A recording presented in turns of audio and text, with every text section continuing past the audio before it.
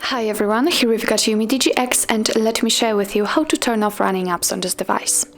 So actually all we have to do is simply open the recents, and we can do it by tapping on the square icon right here. So let's do it.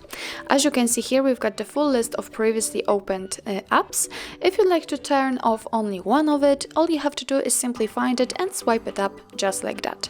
But if you'd like to close all of them with only one click, because you don't have time to manually close all of them, then simply go to the very left until you'll see the clear all option and tap on it. As you can see, we just got back to our home page, so let's enter the recents in order to check.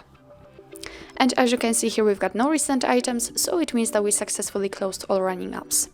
So actually that's all. This is how to close background apps in your UMIDIGI X.